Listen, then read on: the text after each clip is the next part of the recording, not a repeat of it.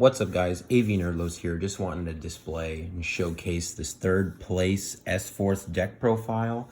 I went and played in California's Magic and Monsters tournament where there were 32 people. I ended up getting third place. Unfortunately, couldn't seal the deal and get first, having to play one of my friends who had tested hours before the tournament had started, and he kind of recognized the deck more so than anyone else there. The record was 4-1, having won 2-1 to Altergeist, 2-0 Tri-Brigade, a draw with Dogmatica Shadal, kind of stalled out, really long grind game in the game one, taking 37 minutes up in time. And let's see, after that we had, what was after Dogmatica Shadal? Oh, that's where I'd lost, playing against Dragon Links, my friend Preston.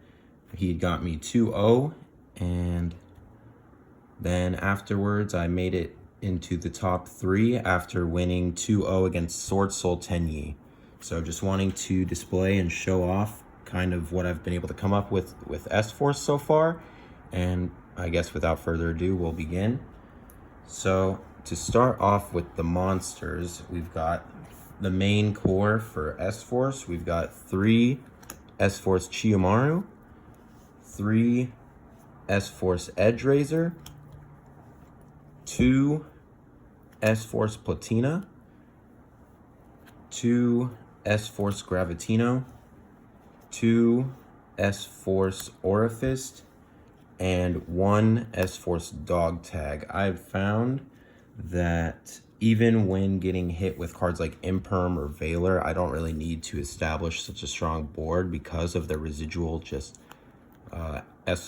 force column force effects. And so they've been able to kind of just hold down, mostly being Edgeraiser, wanting to summon in like one of the 2 column places to set up for either a Link Disciple play or letting them not link up cards like Update Jammer or Celine and trying to go for like an OTK. And then Dog Tag helps kind of establish placements of S-Force column effects during your opponent's turn. Orifice kind of was a bait. He really didn't do much besides like them being worried about me banishing an S-Force from hand to negate and destroy a monster effect. Gravitino had to be one of the greatest S-Force Chiyomaru targets during your opponent's turn, being a defissure, and obviously not wanting to run 3 of Platina or Gravitino in order to reduce the ability to brick with this deck, and having the 3 Edgeraisers kind of helps bring out any of the S-Force monsters lingering in your hand. And then moving into more so extenders / combo pieces, we've got 2 Parallel Exceed, which if you get stopped when you summon Razor at any point, you can drop the Exceed and you're guaranteed to establish a 3 interruption / negate combo, at least similar to like a Live Twin combo that they set up with the IP and Link Disciple and Devotee. And then for one of the strongest engines of this format, we've got Celestial and Dasher. Obviously for the Enforcer play, Dasher being able to draw out special summons for this deck, which is similar to Tri-Brigade, where if you stop the normal summon or an effect to start off your combo, the deck's kind of halted in place for the moment. And Celestial obviously to draw 2 off of his Graveyard Banish effect. And we're also running 2 Destiny Hero Malicious. It finds itself a good spot being a warrior and level 6 dark for targets like Allure, extra bodies for Fusion Destiny, and even making rank 6 plays with Platina. That's it for the monsters. And then moving into the spells, we've got 2 S-Force Bridgehead and 1 Terraforming. You don't really want to open multiple copies, so I figured might as well run the Terraforming for the 3rd. And then we've got 2 Fusion Destiny, obviously to bring out the Fusion Enforcer. If I get a 3rd, I'm probably going to throw it in here. The card is just way too strong, similar to like dropping a Red Eyes Fusion and ending your turn, but like I can stop and I'm still able, get stopped and still able to drop this, getting an Enforcer on board, which has just proved to mean so much more than what it actually is than just one pop. People are way too scared of that card right now. And then you've got 3 Allure of Darkness, plenty of dark targets, and including Chiyomaru being able to bounce back into the hand after the effect resolves, just leaving you with a dark target in your hand no matter what. It's just super great into seeing the extra cards in your deck, like trying to set up more than just having an Enforcer or whatever monster presence. 3 Signet Mining, enabling the Edge Razor play in case a bridge head gets negated, or also having the ability to pitch Malicious if you have opened it. I figured that would find itself in its own way being a combo with being able to pitch Malicious. There isn't really too much with Signet Mining besides just being a searcher for Edge Razor. And then we've got I've got 1 Pot of Avarice, 1 Called By, and 1 Reinforcements of the Army. Reinforcements of the Army pretty much is only going to search Chiyomaru. All of the monsters in this deck are pretty much all of different monster types, which comes up later. Called by the Grave, just strong power 1 of, being able to continue your plays when getting hit by Valor or Ash on Chiyomaru or Edge Razor.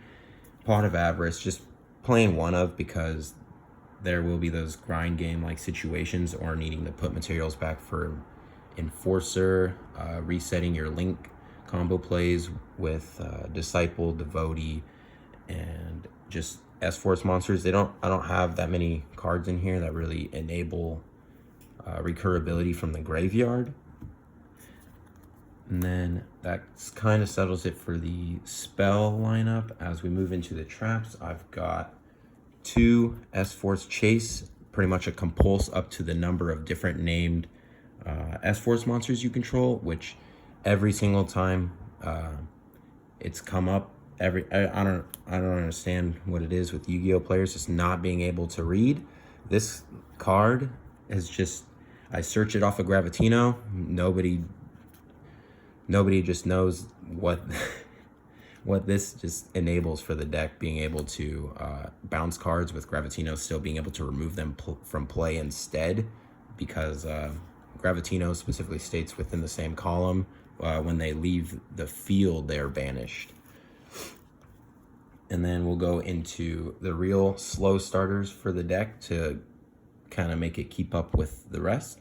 We've got Summon Limit every single time, not within this tournament, but seeing someone do Tour Guide, Kagamucha, Torn Scales, Kagamucha, and just flipping Summon Limit has been like chain, when they try to chain to get like a really strong board presence on, and I chain Summon Limit, it's kind of been game over for any of them. Enforcer and Summon Limit is usually just like a strong enough lock in itself, and they can't really make any strong link plays, having Edge Razor and Chiyomaru pretty much locking their battle ability. And then we've got 3 Infinite Impermanence.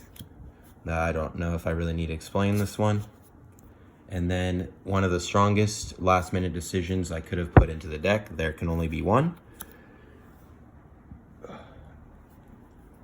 If you don't know what this does, it says each player can only control 1 type of monster, and if they control 2 or more, they must send until they control 1 monster type, in which it was strong in every position in the deck that I've played, or within this locals, in which I'd been able to have Alter Guys pretty much send everyone, and they couldn't make any strong board, having Enforcer or another interruption to get rid of their Mel Seek or any other monster presence that kind of threatened the game state.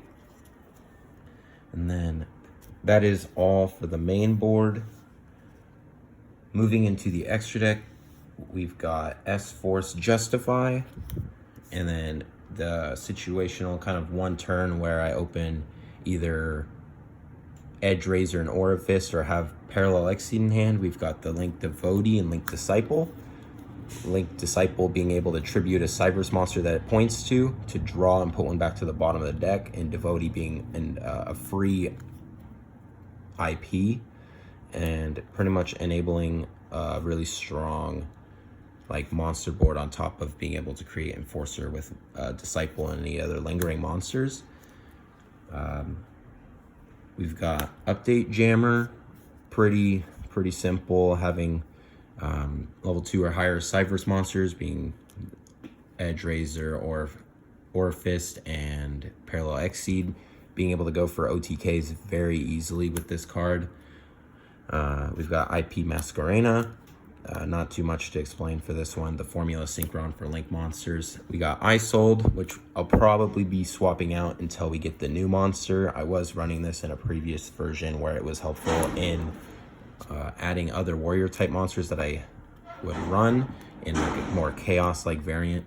Transcode Talker for more of the OTKs with Update Jammer. We've got Nightmare Unicorn for a target for IP. A lot of the times this never came up because I had other plans for IP, like being able to go into Justify with one of the leftover S-Force monsters, where Justify is similar to an Ojama Trio, where you're hogging up all their board space and and being a monster negate in itself. And then we've got Anaconda. Not one time did I have to use Anaconda in making the Phoenix Enforcer, but I baited it at least one time, knowing I have 2 copies of Fusion Destiny in my deck. I got Veilered, and then I just decided to play the Fusion Destiny for my hand. We've got the Phoenix Enforcer. I'm going to probably swap out the Isold to run a second copy, whereas I have enough materials to kind of go through that. And in my sideboard, I do have 1 Denier, in which I'll probably put in the main deck in this case if I'm going to play 2. I figured that in game 3s or game states where they will be slower and much more drawn out, Denier will play a big part in returning Enforcer or Malicious for further on combos. Kind of for some of the higher Link monsters in the deck, we're running 1 Access Code, 1 Appaloosa, and 1 Underworld Goddess Closed World. Closed World was one of the bigger targets for using IP. Every single time I'd used IP and I'd taken one of their monsters, they had thought it was within IP's effect, but the first line in Underworld Goddess says you can use 1 monster your opponent controls as a material to link summon this card. And so I would be able to take one of theirs, IP, Anaconda, and like 1 other monster, like an S-Force that's lingering. Because if I've already gotten Link Zone taken, I can't really use Justify to the fullest ability, so might as well lock and make Dark Ruler no more on their turn. And Access Code, I think, only came up once, and I was already kind of in the lead, just pushing for damage. For cards that don't really come up too often, we've got Exceeds plays for Baguska. If I get stopped pretty much within my Edge Razor play, I can pretty much do the rank 4 play of sitting and stunning, along with having Tikaboo and Summon Limit. Besides having other types of removal in their main board, there wasn't another way for them to get over to Pier. And then we've got Photon Strike Bouncer. Running 1 of as just a monster negate because I can use it with Platina and Malicious. Malicious's second copy can easily go over and just put up a worthy negate to set up on the board. I was thinking of something like Beatrice, but I don't really have any monsters to kind of send, so Bouncer was just kind of a op tech choice in my opinion, or my choice. And then, so going to the sideboard, I've kind of tweaked this up a lot, but I'm gonna have to switch it up considering I want to move some stuff around with running a second Enforcer. But we've got 2 Droll and Lockbird. Going second, I want to stop fast-paced decks like Agnister and Drytron and other cards. I think I've only sided it once, and it was against the Dogmatica. I want to say it was a shit all Dogmatica, but I don't think it came up.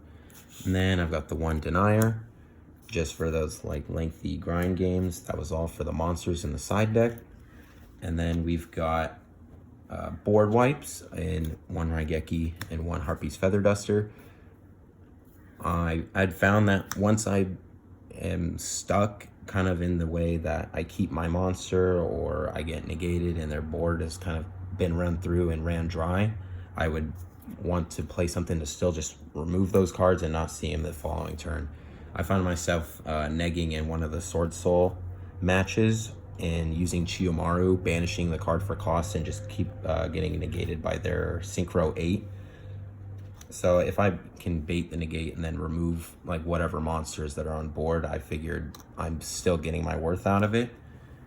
And then I've got 2 Triple Tactics talents. I was running these in the mains beforehand, but I last second decided to swap these and the Denier, put them into the side deck, and main deck the Tikaboos to try to slow it down in the game 1 rather than awaiting some sort of negate. In which it turned out there were at least 3 Altergeist players and many other Guru trap decks that were there, so I found myself in a better position running cards like Tikaboo. And then I've got 2 Twin Twisters, extra back row removal.